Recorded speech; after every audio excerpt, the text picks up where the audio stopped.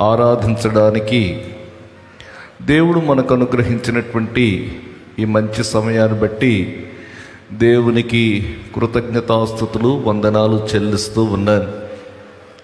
చాలా సంతోషం. ఈ విధంగా మనమందరం కూడా ప్రభువును ఆరాధించుకునేటువంటి చక్కని సమయాన్ని దేవాది దేవుడు మనకు అనుగ్రహించాడు. దేవునికి స్తోత్రం కలుగునగాక. హల్లెలూయా. ఈరోజు ముందుగా చెప్పారు కదా, తల్లుల దినోత్సవం. ఈ తల్లుల దినోత్సవ సందర్భంగా తల్లులైనటువంటి వారందరికీ కూడా నా యొక్క శుభాలు తెలియచేస్తూ ఉన్నాను.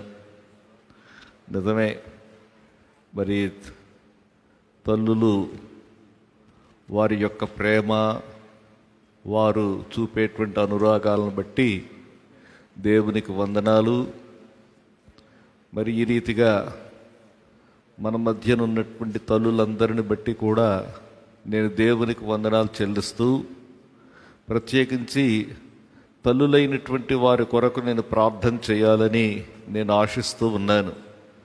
తల్లులైనటువంటి వారు దయచేసి నిలబడండి, తల్లులు కాబోతున్న వారు కూడా దయచేసి నిలబడండి. ప్రార్థన చేసుకుందాం. హల్లెలూయా, హల్లెలూయా, హల్లెలూయా, హల్లెలూయా. యేసయ్యా మీకు వందనాలు, యేసయ్యా మీకు వందనాలు, యేసయ్యా మీకు వందనాలు. మీరు శరీర రీతిగా ఈ లోకములో ఉన్నటువంటి దినాల్లో మీరు మీ తల్లిని ఘనపరిచిన దేవునిగా ఉన్నారు. నీకు వందనాలు చెల్లిస్తున్నాం. తల్లులు సన్మానమునకు పాత్రులు ప్రభువా. నైనా ఇక్కడ కూడి ఉన్నటువంటి తల్లులందరినీ కూడా మేము గౌరవిస్తూ ఉన్నాం, మీ నామములో ఆశీర్వదిస్తూ ఉన్నాం. ప్రతి తల్లిని శిరస్సు మొదలుకొని అరికాలు వరకు కూడా ఆరోగ్యంతో ఆశీర్వదిస్తూ ఉన్నాం ప్రభువా. ప్రత్యేకించి నాయనా, నేటి దినాల్లో తల్లులైనటువంటి వారు అనేక ఆరోగ్య సమస్యలు గుండా వెళుతూ ఉన్నారు. యేసయ్యా, నీ సన్నిధిలో ప్రార్థన చేస్తూ ఉన్నాం. నైనా నీకు వందనాలు. ప్రతి ఆరోగ్య సమస్య నుండి విడిపించమని ప్రార్థన చేస్తున్నాను. యేసయ్యా, ప్రతి తల్లిని మీరు ఆశీర్వదించండి ప్రభువా. నైనా నీకు వందనాలు. నైనా వారి గర్భాన్ని అనుగ్రహించినటువంటి బిడ్డలందరినీ కూడా మీరు ఆశీర్వదించండి. నైనా నీకు వందనాలు. నైనా ప్రతి తల్లిని కూడా మీ దయగల హస్తములకు అప్పగించుకుంటున్నాను. యేసయ్యా, మీరు తాకండి ప్రభువా. నైనా మీరు ఆశీర్వదించండి. యేసు నామమున అడుగుచున్నాను తండ్రి, ఆమేన్. దయచేసి కూర్చోనండి. దేవునికి స్తోత్రం. హల్లెలూయా, హల్లెలూయా. చాలా సంతోషం. మరి ఈ విధంగా మరి తల్లుల దినోత్సవం దినాన్న తల్లులను జ్ఞాపకం చేసుకొనడం చాలా మంచిది. దేవునికి స్తోత్రం. ఈరోజు ఉదయం లేచి చాలామందికి నేను ఫోన్ చేశాను. మా అమ్మగారి స్థానంలో ఉండవలసినటువంటి తల్లులందరికీ నేను ఫోన్ చేసినప్పుడు వాళ్ళు ఎంతో సంతోషపడ్డారు. దేవునికి స్తోత్రం కలుగునుగాక. హల్లెలూయా. చాలా సంతోషం. దేవుని యొక్క వాక్యములోనికి వద్దాం. అమ్మకు వ్రాసిన ఉత్తరం. అమ్మకు వ్రాసిన ఉత్తరం. ఈ ఉత్తరాన్ని గూర్చి కొన్ని మాటలు చెప్పాలనుకుంటున్నాను. సహోదరులకు రాసిన ఉత్తరాలు ఉన్నాయి బైబిల్లో కదా. వ్యక్తిగతంగా వ్రాసిన ఉత్తరాలను మనం చూస్తాం. అపోస్తలుడైనటువంటి పౌలు గారు ఫిలోమోనుకు రాసిన ఉత్తరం, అది వ్యక్తిగతమైనటువంటి ఉత్తరం. సంఘాలకు వ్రాసినటువంటి ఉత్తరాలు, అలాగే విశ్వాసులకు వ్రాసిన ఉత్తరాలు. ఈ విధంగా బైబిల్లో అనేకమైనటువంటి గ్రంథాలు మనం చూస్తాం. అలాగే పాత నిబంధన గ్రంథానికి వస్తే ప్రవక్తలు ఆయా జాతుల వారిని, ఆయా జనాంగముల వారిని ఉద్దేశించి వ్రాసినటువంటి గ్రంథాలు మనం చూస్తాం. అయితే ఈరోజు ఒక అమ్మకు వ్రాసిన ఉత్తరాన్ని నేను మీ దృష్టికి తేవాలనుకుంటున్నాను. ఈరోజు అమ్మల దినోత్సవం కాబట్టి బైబిల్ గ్రంథంలో ఒక అమ్మకు వ్రాసిన ఉత్తరం, దేవునికి స్తోత్రం కలుగునుగాక. ఈ ఉత్తరం రాసినటువంటి వాడు ఒక పెద్ద ఆయన వ్రాశాడు. ఒక పెద్ద ఆయన ఈ ఉత్తరం రాశాడు. ఈయన ఒక అపోస్తలుడు. ఈయన సంఘమునకు పెద్ద. ఈ పెద్ద ఒక అమ్మకు ఉత్తరం రాశాడు. ఏం రాశాడు ఈ ఉత్తరంలో? ఇక్కడున్నటువంటి తల్లులందరూ కూడా మీరు గమనించవలసింది ఏంటంటే, నాకు వ్రాసిన ఉత్తరం అనుకోవాలి. ఇది తల్లులందరూ కూడా అనుకోవాలి, ఇది నాకు వ్రాసిన ఉత్తరం. పురుషులైనటువంటి వారు మాకు సంబంధం లేదు అనుకోవద్దు. ఈ ఉత్తరంలో మనకు కూడా కావలసినటువంటి సంగతులు ఉన్నాయి. కాబట్టి ఈ ఉత్తరంలో ఏమి రాశాడు? చాలా ప్రాముఖ్యమైనటువంటి ఉత్తరం. ఈ ఉత్తరంలో యవనస్తులకు కూడా కొన్ని హెచ్చరికలు ఉన్నాయి. కాబట్టి ఈ ఉత్తరం చాలా ప్రాముఖ్యమైనటువంటి ఉత్తరంగా మనం గుర్తించాలని తెలియచేస్తూ ఉన్నాను. అమ్మకు ప్రేమతో వ్రాసిన ఉత్తరం. అమ్మకు ఒక లేఖన మాట ఇది. అమ్మకి ఏం రాశాడు ఈయన? ఇది నా ప్రశ్న. దేవునికి స్తోత్రం. ఈ ఉత్తరం యోహాను 2వ పత్రిక. యోహాను 2వ పత్రిక తీశారంతానే. ఈ యోహాను 2వ పత్రికలో ఇది చిన్న ఉత్తరం. ఇది బైబిల్లో ఉన్నటువంటి గ్రంథాలన్నిటికంటే కూడా చాలా చిన్న గ్రంథం ఏంటంటే యోహాను 2వ పత్రిక. చిన్న ఉత్తరం రాశాడు, కానీ చాలా విలువైనటువంటి మాటలు, లోతైనటువంటి సంగతులు ఈ ఉత్తరంలో రాశాడు. దేవునికి స్తోత్రం కలుగునుగాక. ఈ ఉత్తరం అంతా చూస్తే 13 వచనాలే ఉన్నాయి. ఈ 13 వచనాల్లో ఈ చిన్న లేఖలో చాలా సంగతులు యోహాను వ్రాశాడు. దేవునికి స్తోత్రం కలుగునుగాక. హల్లెలూయా. ఈ వ్రాసిన వాడు ఎవరు అనేటువంటి ప్రశ్న ముందుగా మనం ఆలోచిద్దాం. పెద్దనైన నేను అనేటువంటి మాట గమనించండి. ఏంటది? పెద్దనైన నేను. పెద్దనైన నేను అంటే అర్థం ఏంటి? దేనికి పెద్ద? ఇది మనం ఆలోచించాలి. దేనికి పెద్ద? పెద్ద అనేటువంటి మాటలను గూర్చి మనం ఆలోచిస్తే పేతురు పత్రికలో కూడా ఒక మాట మనం చూస్తాం. పేతురు రాసిన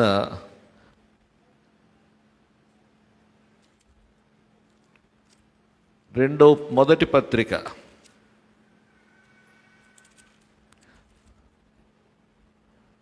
మొదటి పత్రిక చూడండి. యాకోబు పత్రిక 5వ అధ్యాయం 14వ వచనం.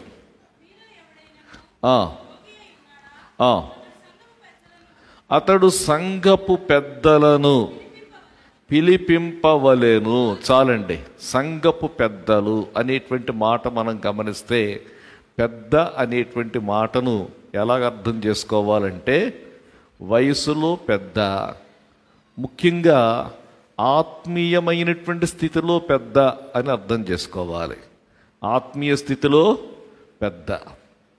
పెద్ద అనేటువంటి మాటకు ఇంకొక అర్థం ఏంటంటే, ఆ సంఘ పర్యవేక్షకుడు, సంఘ కాపరికి కూడా ఈ మాట వర్తిస్తుంది. ఈ పెద్ద ఏం చేస్తున్నాడు? ఉత్తరం రాస్తా ఉన్నాడు. దేవునికి స్తోత్రం కలుగునుగాక.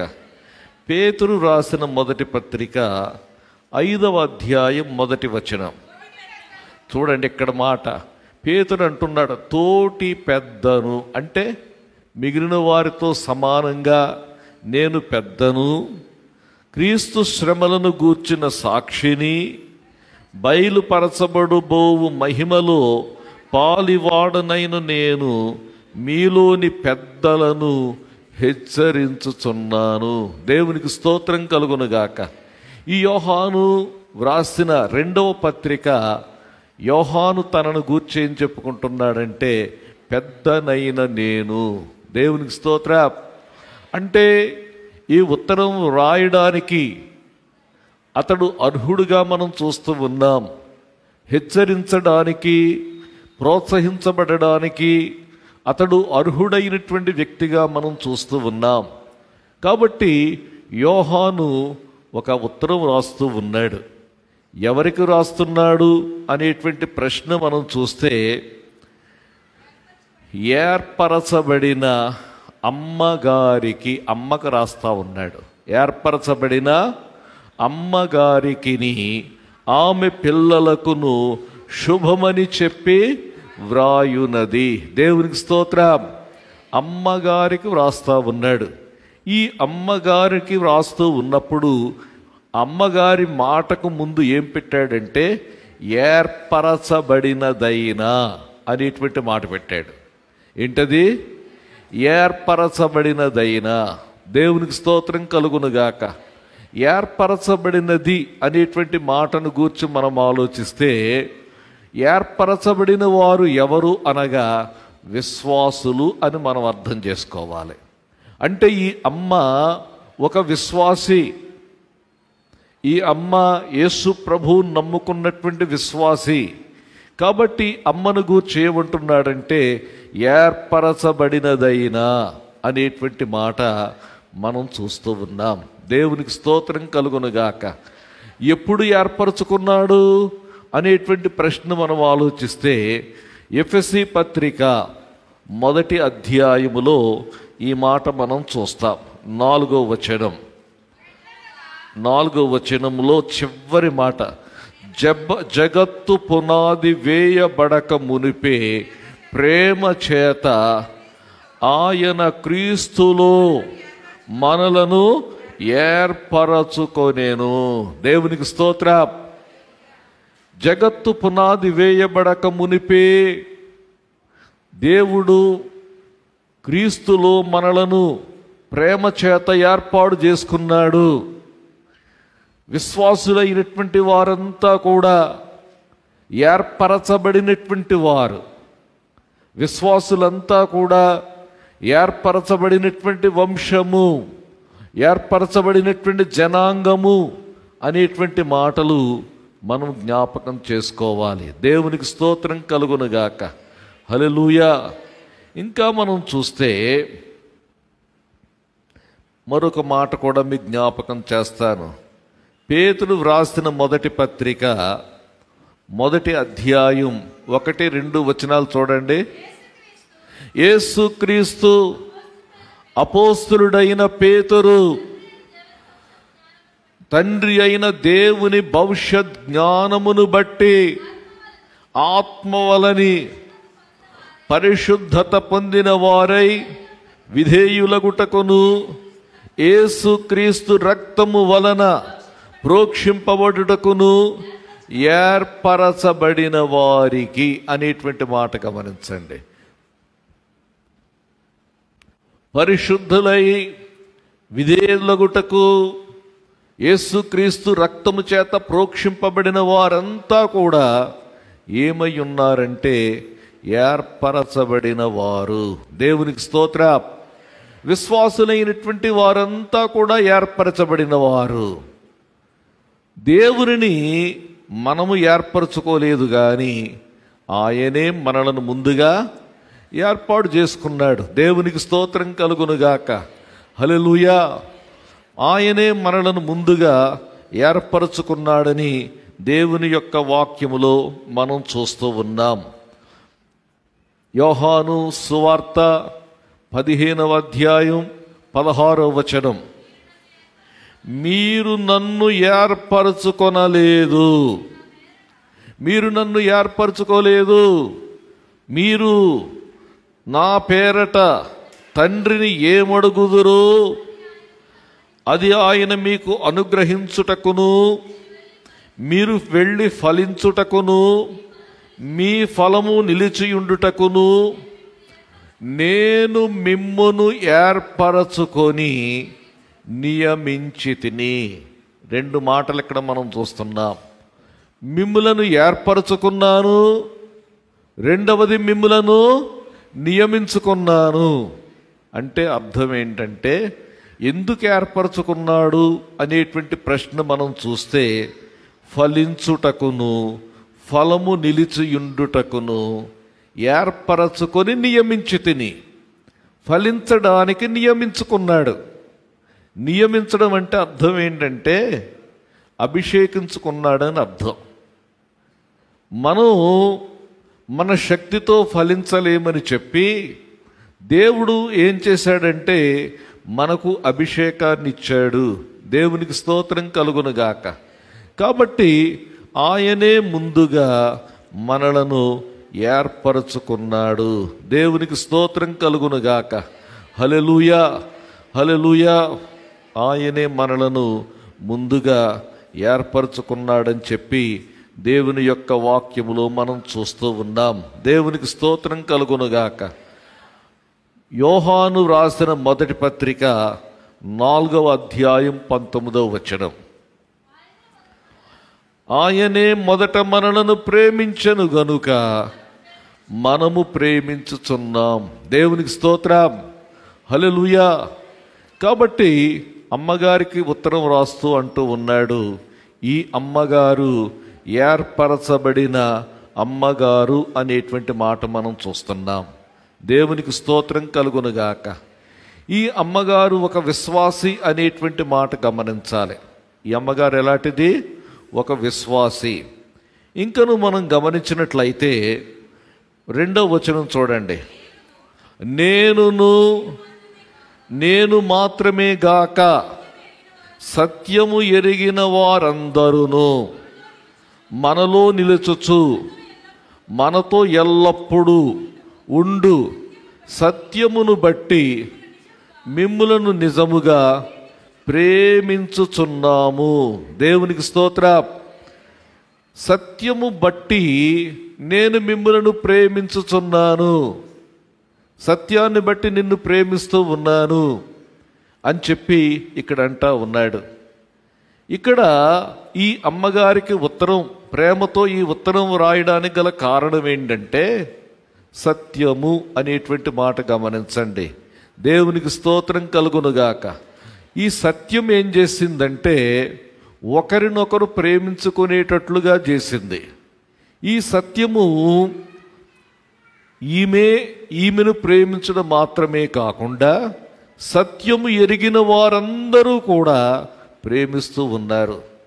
విశ్వాసుల మధ్య ప్రేమ ఉండడానికి గల కారణం ఏంటంటే సత్యము అనేటువంటి మాట గమనించండి. అమ్మగారిని ప్రేమిస్తూ ఉన్నాడు, తల్లిగా ప్రేమిస్తూ ఉన్నాడు, అమ్మగారిని ప్రేమిస్తూ ఉన్నాడు. కారణం ఏంటంటే సత్యమును బట్టి మిమ్మును నిజముగా ప్రేమించుచున్నాను. మనలో ఈ సత్యము ఏమిటి, సత్యము ఏమిటనేటువంటిది మాటను గూర్చి మనం ఆలోచిస్తే ఇక్కడ ఇంకొక మాట అంటా ఉన్నాడు.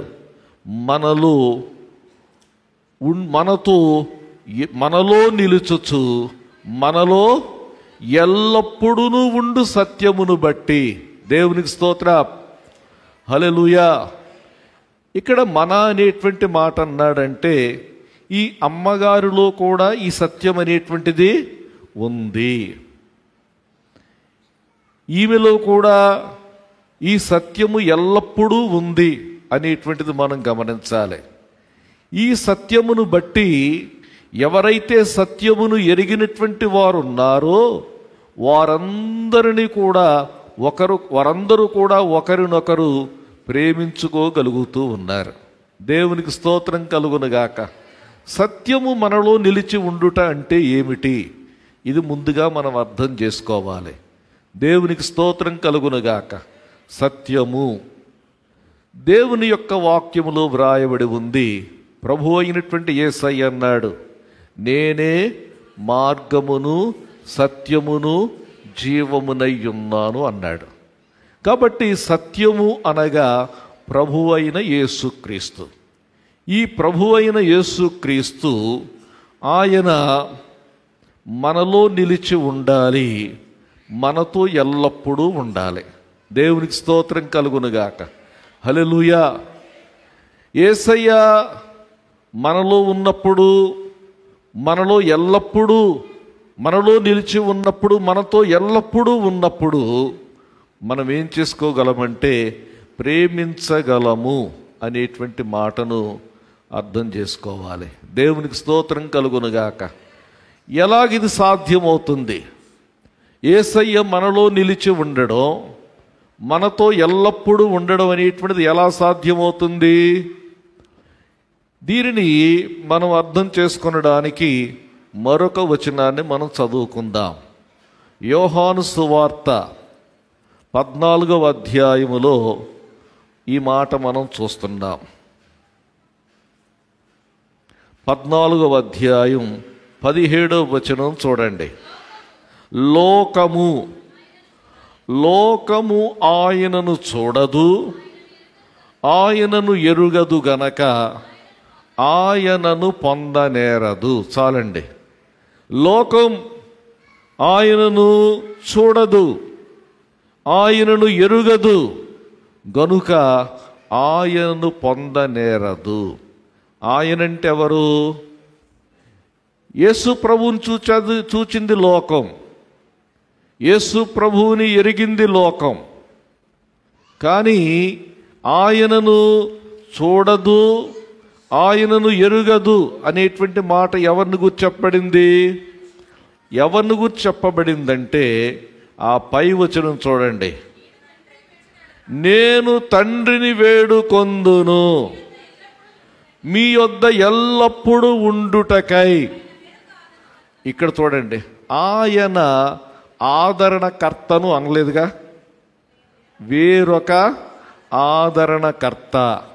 వేరొక అనేటువంటి మాటకు అర్థం ఏంటంటే యేసయ్యే ఒక ఆదరణకర్త అయితే, యేసయ్య లాంటి, అచ్చం యేసయ్య లాంటి ఆదరణకర్త. అది ఆయన ఉంటే యేసయ్య ఉన్నట్టే లెక్క. కానీ మనుషులు వేరైనా పోషించే పాత్ర ఒకటే. ఇప్పుడు అర్థమైందా? మనుషులు వేరైనా పోషించే పాత్ర ఒకటే. అంతవరకు ప్రభు అయినటువంటి యేసయ్య రక్షకునిగా వచ్చి ఆయన కార్యం ముగించాడు. ఆయన కార్యం ముగించిన తరువాత ఆ కార్యాన్ని కొనసాగించడానికి యేసయ్యలాంటి మరొక ఆయన వచ్చాడు. అది దేవునికి స్తోత్రం కలుగునుగాక. యేసయ్యలాంటి మరొక ఆయన వచ్చాడు.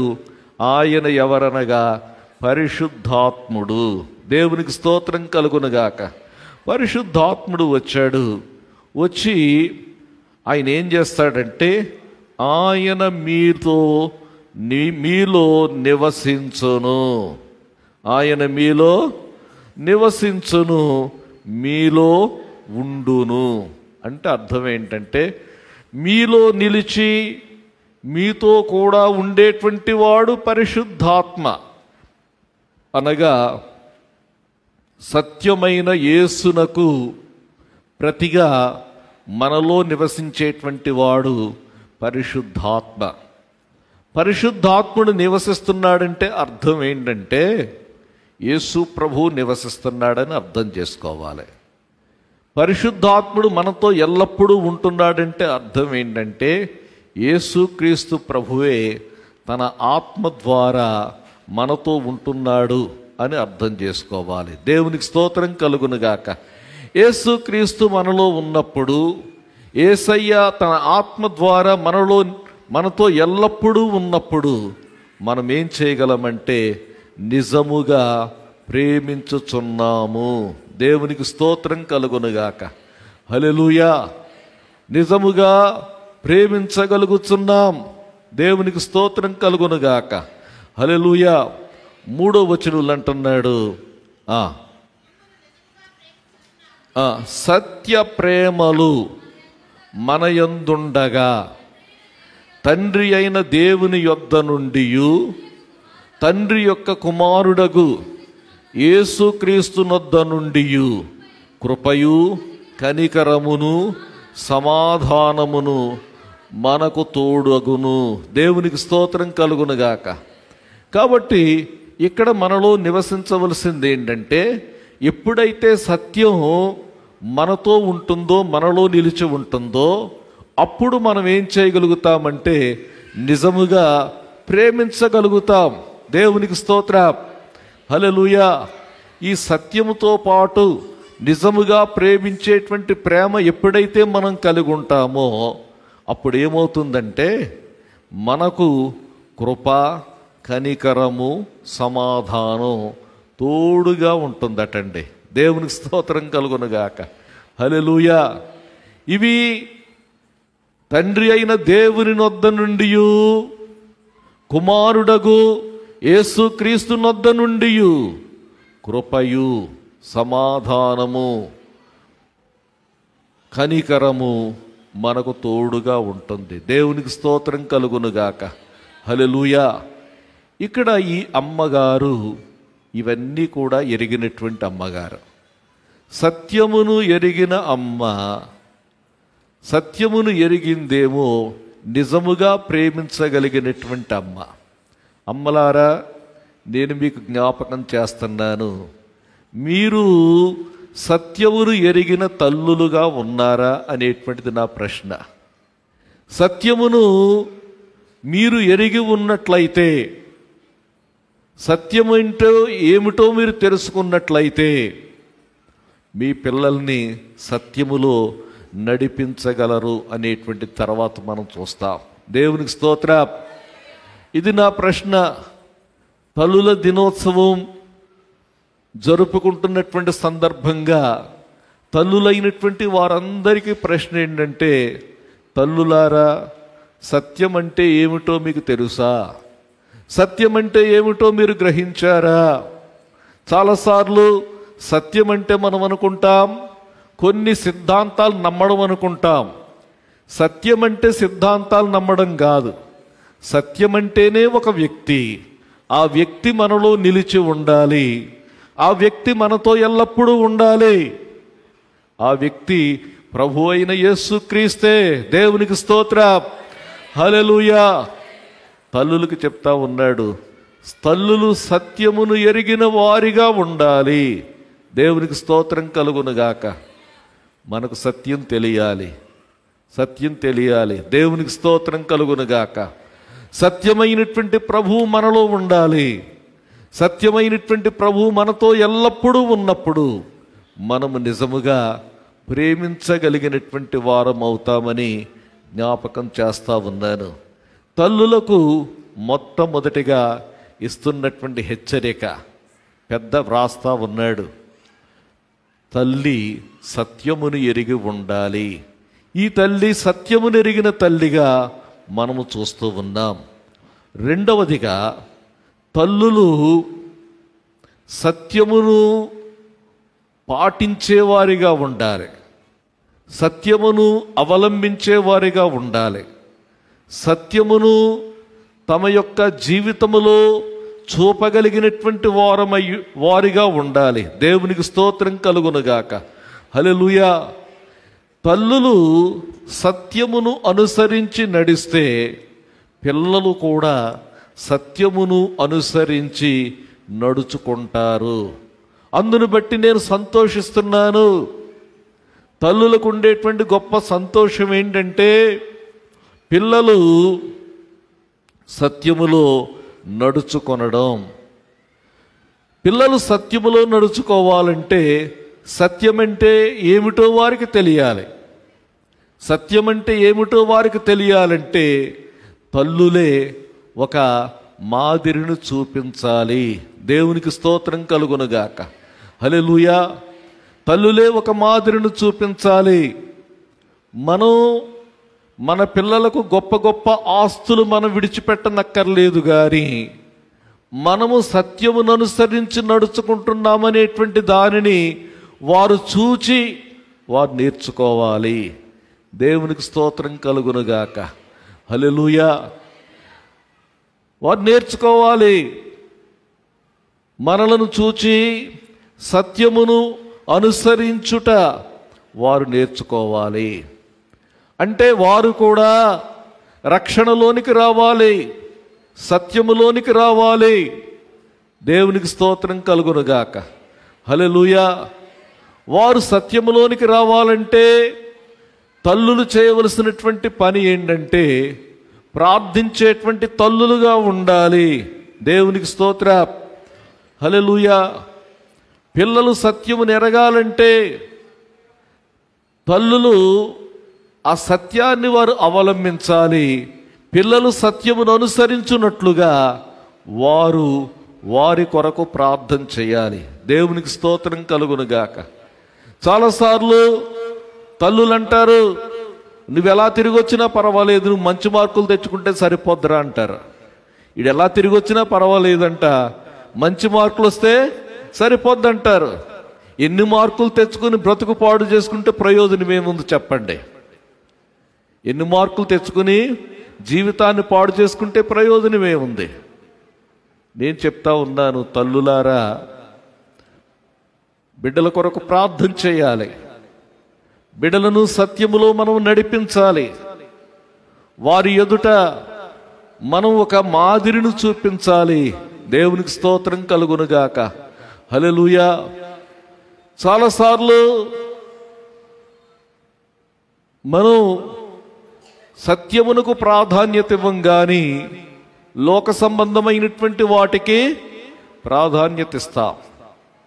మా కుటుంబంలో జరిగినటువంటి ఒక సంగతి చెప్తాను నేను. మా చిన్నబాబు ప్రతి సంవత్సరం పాస్ అయ్యాడు. చాలా బాగా చదివేవాడు, ప్రతి సంవత్సరం పాస్ అయ్యేవాడు. ఇంటర్మీడియట్కి వచ్చిన తర్వాత ఇంటర్మీడియట్ కూడా ఫెయిల్ అవ్వడం అనేటువంటిది ఉండదు. కానీ ఆ సంవత్సరం ఏమైందంటే ఒక సబ్జెక్టు ఫెయిల్ అయ్యాడు. నేనేం బాధపడలేదు. దేవునికి స్తోత్రం అనుకున్నాను నేను.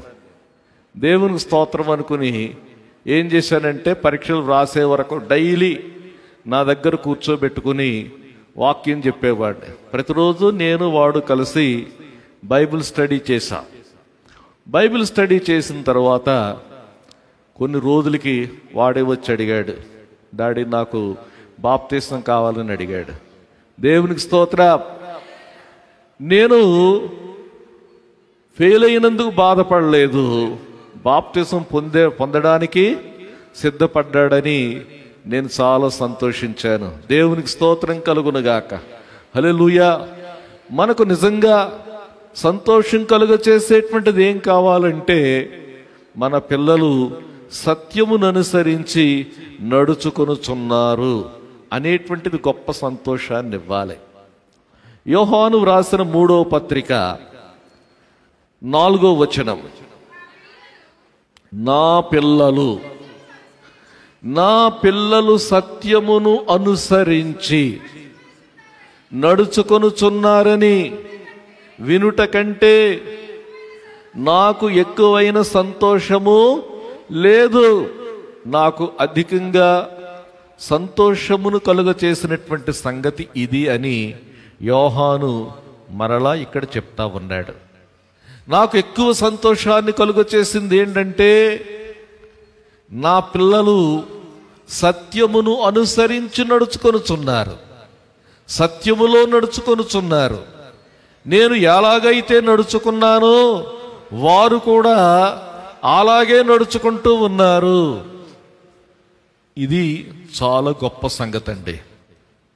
ఇక్కడ మనం చూస్తున్నాం, దేవుని యొక్క వాక్యములో మనం చూస్తున్నాం,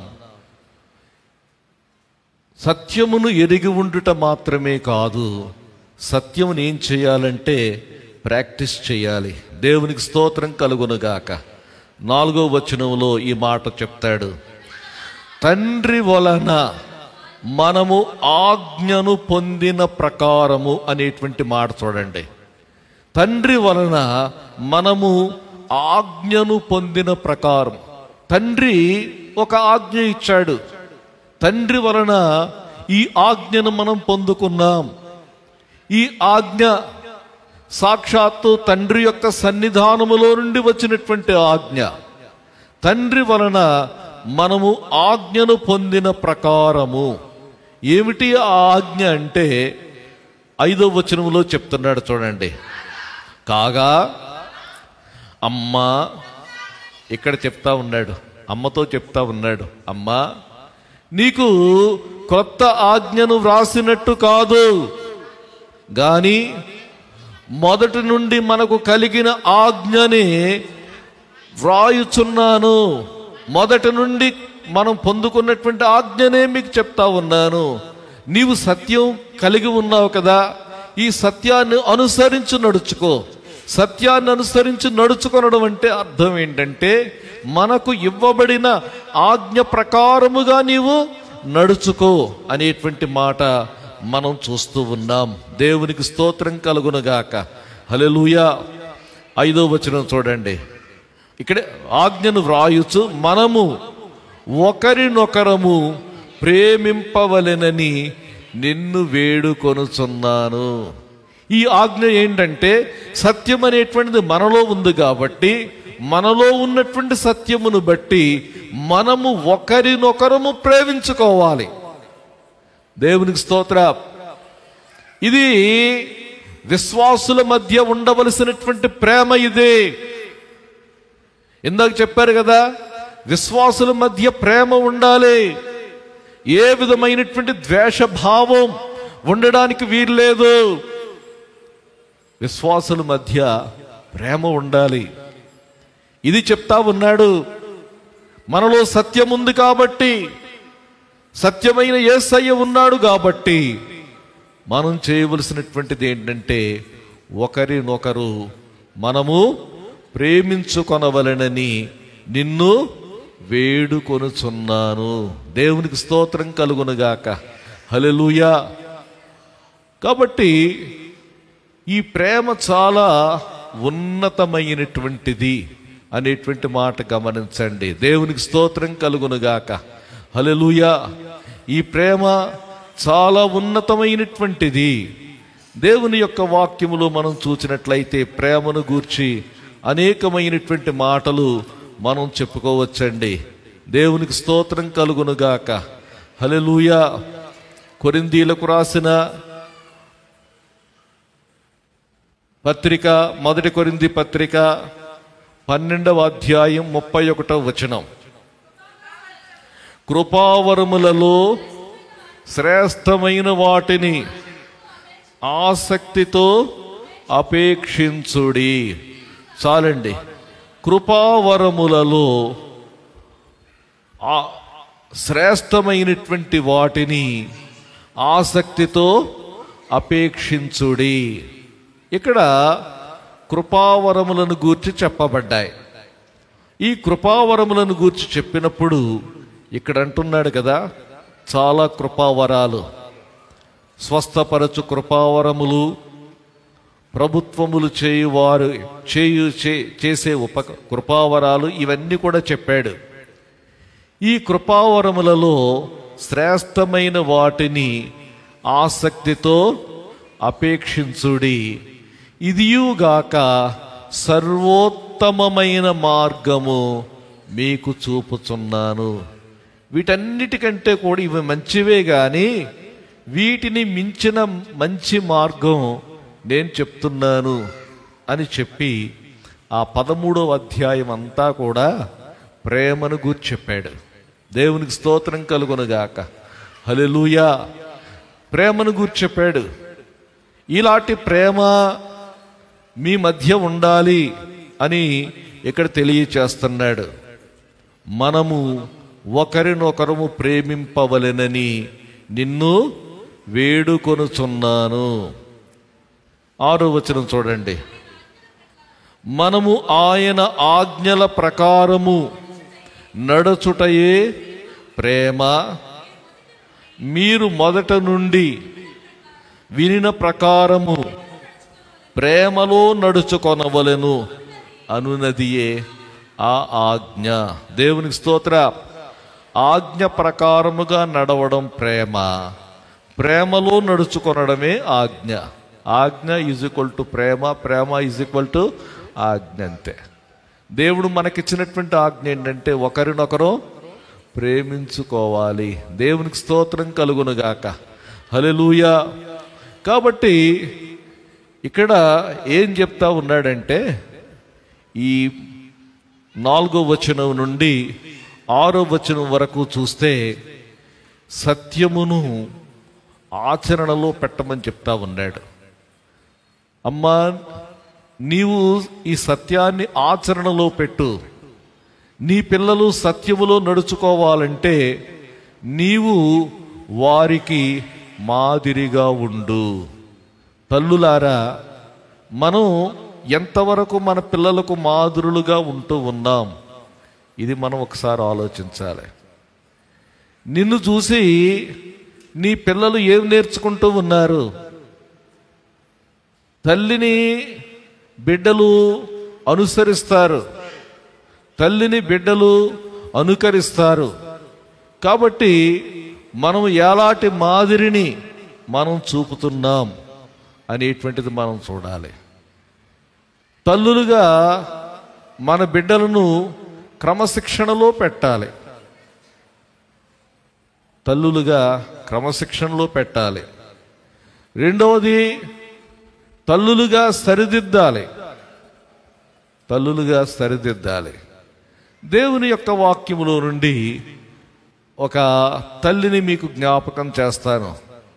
తన కుమారునికి హితోపదేశము చేసినటువంటి ఒక తల్లిని మీకు చెప్తాను నేను. దేవునికి స్తోత్రం కలుగునుగాక. హల్లెలూయా, హల్లెలూయా. దేవుని యొక్క వాక్యములో మనం చూస్తే తల్లి హితోపదేశం ఎవరైతే వినరో అలాంటి వారి కన్ను లోయకాకులు పీకుతాయి. చూడండి ఆ మాటలు. సామెతల గ్రంథం 30వ అధ్యాయం 17వ వచనం.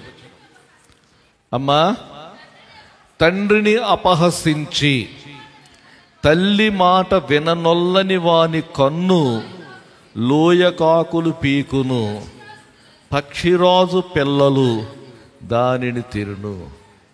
తల్లి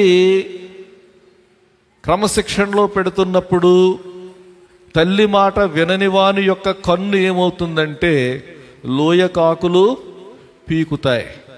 కన్ను లోయకాకులు పీకడం అంటే అర్థం ఏంటంటే తల్లి మాట విననివాడు ఒక దర్శనము లేనటువంటి జీవితాన్ని జీవిస్తాడు, ఒక గమ్యము లేనటువంటి జీవితాన్ని జీవిస్తాడు. అన్ని జంతువులు బ్రతుకుతున్నాయి, వీడు కూడా అలాగే బ్రతుకుతాడు. కాబట్టి తల్లి ఒక హితోపదేశం చేసినప్పుడు తల్లి యొక్క మాట వినాలనేటువంటి మాటను తెలియచేస్తూ ఉన్నాను. చాలాసార్లు ఏమవుతుందంటే తిండికి తిరుగుబోతనానికి అలవాటు పడినటువంటి వాళ్ళు కొంతమంది ఉంటారు కదా. వాళ్ళ పని ఏంటంటే తినడం, తిరగడం, ఇదే వాళ్ళ ఉద్యోగం. ఇలాంటి వాళ్ళు ఏం చేస్తారంటే తల్లి మాట వినరు. అలాంటి వానికి శిక్ష ఏంటో దేవుని యొక్క వాక్యములో వ్రాయబడింది. ద్వితీయోపదేశకాండం గ్రంథం 21వ అధ్యాయం 18వ వచనం చూడండి. ఒకని కుమారుడు మొండివాడై తిరుగబడి తండ్రి మాట గాని తల్లి మాట గాని వినకయుండి వారు అతని శిక్షించిన తరువాతయును అతడు వారికి విధేయుడు కాకపోయిన ఎడల అతని తల్లిదండ్రులు అతనిని పట్టుకొని ఊరి గవిని యొద్ద కూర్చుండు పెద్దల యొద్దకు అతని తీసుకుని వచ్చి, మా కుమారుడైన వీడు మొండివాడై తిరగబడి ఉన్నాడు, మా మాట వినక తిండిబోతును త్రాగుబోతును ఆయను అని ఊరి పెద్దలతో చెప్తున్నారన్నమాట. ఈడెలాటోడు, తిండి కావాలి, వీడికి త్రాగుడు కావాలి. తల్లిని చెప్పినా కూడా వెండిడు, తల్లిని చెప్పినా వెండు, తండ్రి మాటకు ఎదురు తిరుగుతాడు, మొండితనంతో జీవిస్తాడు. ఇలాగ జీవించేటువంటి వానికి ఏంటో తెలుసా? ఊరి ప్రజలందరూ రాళ్లతో అతని చావగొట్టవలెను. ఇతడు చేసిన పని రెండు విధాలుగా తప్పండి. ఒకటి ఏంటంటే వీడు చేసినటువంటిది మరణశిక్షకు తగిన పాపం అన్నమాట. మరణశిక్షకు తగిన పాపం. రెండవది ఏంటంటే చెడుతనము. రెండోది ఏంటి? చెడుతనము. తల్లి మాట వినకపోతే అనేటువంటి మాట మనం చూస్తున్నాం. తల్లి క్రమశిక్షణలో పెట్టినప్పుడు, తల్లి తప్పు దిద్దినప్పుడు వినలేదనుకోండి. వినకుండా ఉన్నవాళ్ళు ఎవరైనా ఉన్నారా బైబిల్లో? తల్లిదండ్రులు చెప్పినా వినకుండా విన్నోళ్ళు అమ్మా ఉన్నారు కదా. ఎవరు? సంసోను. తల్లిదండ్రులు చెప్తే వినలేదు. అతడు చూసిందే కావాలన్నాడు, తల్లిదండ్రుల యొక్క మాట వినలేదు. లోయ కాకులు ఏం చేసాయి? అతని కళ్ళు పీకేశాయి కదా, గుడ్డివాడైపోయాడుగా. దేవుని స్తోత్రం కలుగునుగాక. చాలా జాగ్రత్త. ఈ తల్లుల దినోత్సవ సందర్భంగా నేను చెప్తా ఉన్నాను, ఇది యవనస్తులకు, కుమారులైన వారికి, కుమార్తెలైనటువంటి వారికి కూడా ఇది సందేశం. తల్లిదండ్రుల మాట వినాలి, తల్లి మాట వినాలి. చూడండి, తల్లి కొన్ని చక్కని మాటలు చెప్పింది. 31వ అధ్యాయం సామెతలు చూడండి. సామెతలు 31వ అధ్యాయం మొదటి వచనం చూడండి. రాజైన లెమూయేలు మాటలు అతని తల్లి అతనికి ఉపదేశించిన దేవోక్తి. చూడండి, ఒక తల్లి కుమారునికి దేవోక్తులు చెప్తా ఉంది. దేవునికి స్తోత్రం. తల్లులారా, బిడ్డలకు దేవోక్తులు చెప్పండి. బిడ్డలకు దేవుని యొక్క మాటలు చెప్పండి. దేవుని యొక్క మాటలు అభ్యసింప చేయండి. విశ్వాసమును నేర్పండి. దేవుని యొక్క వాక్యములో మనం చూస్తాం, అపోస్తలుడైనటువంటి పౌలు గారు తిమోతికి వ్రాస్తూ అంటాడు, తిమోతి, నీలో ఉన్న విశ్వాసం మొదట నీ తల్లి అయిన యూనికేలోను, నీ అవ్వ అయిన లోయిలోను ఉంది. వారిలో ఉన్నటువంటి ఆ విశ్వాసమే నీలోని కూడా ప్రవహించింది. దేవునికి స్తోత్రం. తిమోతి తల్లి, తిమోతి అవ్వ, వారు తిమోతికి విడిచిపెట్టిన స్వాస్థ్యం ఏంటో తెలుసా? విశ్వాసం, ప్రార్థన, భయభక్తులు కలిగినటువంటి జీవితం. బిడ్డలకు ఇది శాశ్వతమైనటువంటి స్వాస్థ్యం. ఇది దేవునికి స్తోత్రం కలుగునుగాక. హల్లెలూయా. ఆస్తి సంపాదించి పెడితే వాళ్ళు కొట్టుకు తెస్తారు. పెద్దోళ్ళు అయిన తర్వాత, వాళ్ళు పెద్దోళ్ళు అయిన తర్వాత కొట్టుకు తెచ్చిపోతారు. ఇది తల్లిదండ్రులుగా మన బిడ్డలకు మనము విడిచిపెట్టవలసినటువంటిది. దేవునికి స్తోత్రం కలుగునుగాక. ఇక్కడంటా ఉన్నాడు, నీ తల్లి ఉపదేశించినటువంటి దేవోక్తి. నా కుమారుడా, నేనేమందును, నేను కన్న కుమారుడా. సొంత కొడుకుతో మాట్లాడుతూ ఉంది తల్లి, మాట్లాడుతూ ఉంది. నేనేమంటాను, నా మ్రొక్కులు మ్రొక్కి కనిన కుమారుడా నేనేమందును. నేనేం చెప్పను నాయనా, నీ బలమును స్త్రీలకియ్యకుము, రాజులను నశింపచేయు స్త్రీలతో సహవాసము చేయకుము. ఈ మాట ఒక్క మాటలో చెప్పాలంటే, తల్లి తన బిడ్డలు ఎవరితో సహవాసం చేస్తున్నారనేటువంటిది ఎరిగిన వారిగా ఉండాలి. నీ బిడ్డలు ఎవరితో సహవాసం చేస్తున్నారు, నీ ఫ్రెండ్స్ ఎవరు అనేటువంటిది నీ తల్లికి తెలియాలి. తల్లులారా, ఒకసారి చూడండి, ఎవరితో సహవాసం చేస్తున్నారు, ఏ సమయానికి ఇంటికి వస్తున్నారు, సహవాసం ఎవరితో చేస్తున్నా, సమయానికి వస్తున్నారా ఇంటికి, ఎక్కడుంటా ఉన్నారు. 4వ వచనం, ద్రాక్షారసము త్రాగుట రాజులకు తగదు. లెమూయేలు, అది రాజులకు తగదు. మద్యపానాసక్తి అధికారులకు తగదు. త్రాగిన ఎడల కట్టడలను మరుతురు, అన్యాయము చేయుదురు. ఇక్కడ మనం చూస్తున్నాం చాలా చక్కని మాటలు. ఇక్కడ తల్లి తెలియచేస్తూ ఉన్నట్లుగా మనం చూస్తూ ఉన్నాం. దేవునికి స్తోత్రం కలుగునుగాక. తల్లి సత్యమును తెలిసినదై ఉండాలి. తల్లి తన బిడ్డలకు మాదిరిగా ఉండేటట్లుగా సత్యమును అనుసరించేదై ఉండాలి. దేవునికి స్తోత్రం కలుగునుగాక.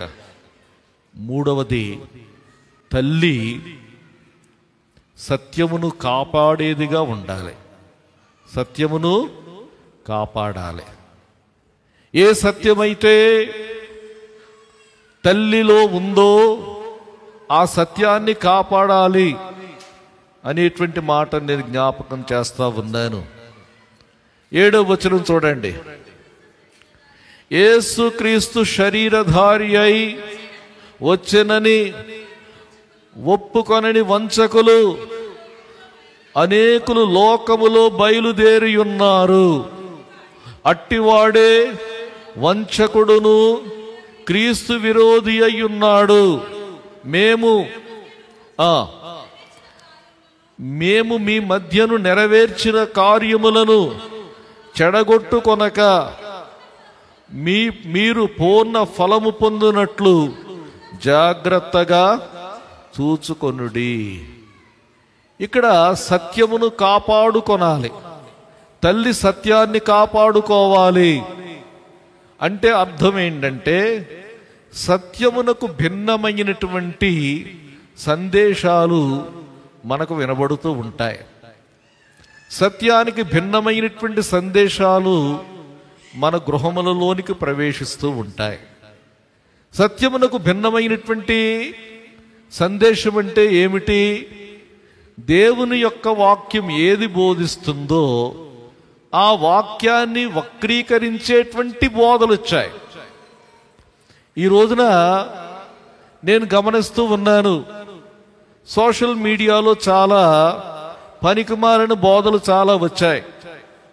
చాలామంది ఇంట్లో పెట్టుకుని వింటూ ఉంటారు. ఎప్పుడైనా ఏదైనా కొత్త విషయం తెలుసుకోవాలంటే వినొచ్చు అనుకోండి, ఎప్పుడు కూడా వింటూ ఉంటారు. నీవు ఏదైతే వింటున్నావో అది నీ ఇంటిలోనికి వస్తుంది. ఆ సందేశాన్ని రానివద్దు. నీవు పొందిన సత్యాన్ని నువ్వు కాపాడాలి. దేవునికి స్తోత్రం కలుగునుగాక. హల్లెలూయా.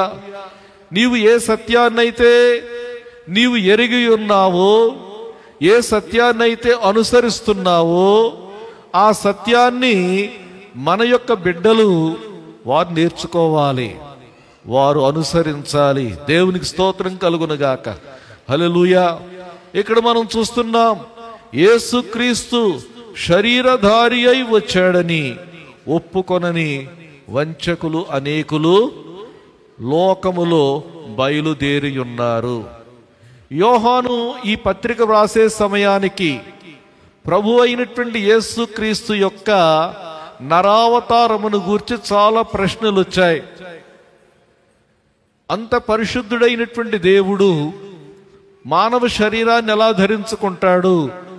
కాబట్టి యేసు శరీరధారి అయి రాలేదు, అలా కనబడ్డాడు గాని ఆయన శరీరధారి అయి రాలేదు అని చెప్పినటువంటి బోధలు ఆ రోజుల్లో బయలుదేరాయి. అయితే ఇక్కడ యోహాన్ ఏమంటున్నాడంటే, వీరిని గూర్చి ఆయన అంటున్న మాట వంచకుడు, క్రీస్తు విరోధి అంటున్నాడు. వీళ్ళు వంచకులు, క్రీస్తు విరోధులు.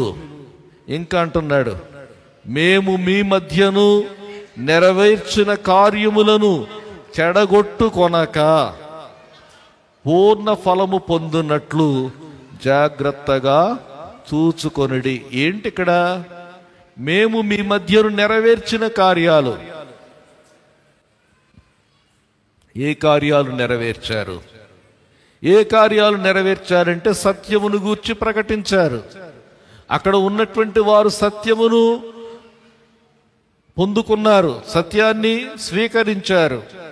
అక్కడ ఉన్నటువంటి వారు సత్యములో నడుచుకుంటున్నారు. ఈ సత్యములో నడుచుకొనడం వలన మీరు తండ్రి అయిన దేవుని నుండి, ఆయన కుమారుడైన క్రీస్తు నుండి కృప, కనికరము, సమాధానం పొందుకుంటారు. అది మీకు పొందేటువంటి ఫలము. దానిని చెడగొట్టుకొనవద్దు అని చెప్పి అంటూ ఉన్నాడు. 9వ వచనం చూడండి. క్రీస్తు బోధయందు నిలిచి ఉండక దానిని విడిచి ముందుకు సాగు ప్రతివాడును దేవుని అంగీకరింపనివాడు, ఆ బోధయందు నిలిచియుండువాడు తండ్రిని కుమారుని అంగీకరించువారు. దేవునికి స్తోత్రం కలుగునుగాక. మనము నిలిచి ఉండవలసింది ఏంటంటే క్రీస్తు యొక్క బోధలో నిలిచి ఉండాలండి. ఏమిటి క్రీస్తు యొక్క బోధ? దేవునికి స్తోత్రం కలుగునుగాక. హల్లెలూయా. క్రీస్తు యొక్క బోధ ఏమిటి అని మనం చూస్తే దేవుని యొక్క వాక్యంలో చాలా తేట తెల్లంగా వ్రాయబడి ఉంది. క్రీస్తు యొక్క బోధ ఏంటంటే ఆయన నరావతారిగా ఈ భూలోకానికి వచ్చాడు. ఆయన దేవుడయ్యుండి ఆయన శరీరాన్ని ధరించుకున్నాడు. సర్వమానవాళి పాపము నిమిత్తమాయ్ ఆయన శిలువపై మరణించాడు. ఆయన 3వ దినమున తిరిగి లేచాడు. ఇదంతా కూడా క్రీస్తును గూర్చిన బోధ. దేవునికి స్తోత్రం కలుగునుగాక. హల్లెలూయా. ఆ బోధయందు నిలిచి ఉండువాడు తండ్రిని కుమారుని అంగీకరించువాడు లేక కలిగి ఉన్న వాడు. ఈ రోజుల్లో బోధలు వచ్చాయి. ఒక బోధ ఏమో తండ్రి లేడు, పరిశుద్ధాత్ముడు లేడు అనేటువంటి బోధ. తండ్రి అనేటువంటిది ఒక బిరుదు అంటారు. ఆత్మ అనేటువంటిది పేరు కాదు, బిరుదు అంటారు. తండ్రి పేరు యేసు ప్రభు అంటారు, పరిశుద్ధాత్మ పేరు యేసు ప్రభు అంటారు. అది వాక్యానుసారమైనటువంటి సత్యం కాదు. యేసయ్య తండ్రిని గూర్చి చెప్పాడు. ఇక్కడ యోహాను తండ్రిని గూర్చి మాట్లాడాడు. తండ్రి, కుమారుడు, పరిశుద్ధాత్మ. ఎవరైతే ఈ బోధను తేలేదో వారు ఇంట చేర్చుకొనవద్దు, శుభమని చెప్పవద్దు. శుభమని చెప్పువాడు వాని దుష్టక్రియలలో పాలివాడగును. తల్లిదండ్రులారా, ఈరోజు నేను ప్రశ్నిస్తా ఉన్నాను. ఈ రోజున క్రైస్తవ కుటుంబాల్లో ఉన్నటువంటి యవనస్తులు చాలా మంది ఈ బోధకు వ్యతిరేకంగా తిరిగి సంఘ వ్యతిరేకమైనటువంటి కార్యక్రమాలు చేస్తా ఉన్నారు.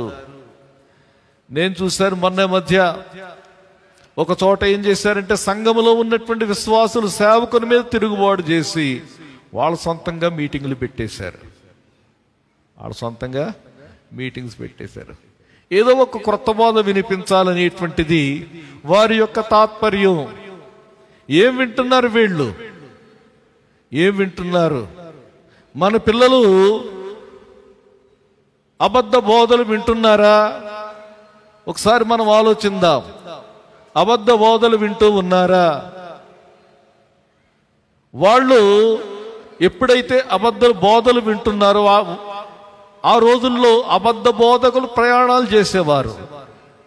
ఆయా ఇళ్లలో ఉండి ఆయా ఇళ్లలో స్థానమును ఏర్పరచుకొని అక్కడి నుండి వారి యొక్క పరిచర్య చేస్తూ ఉండేవారు.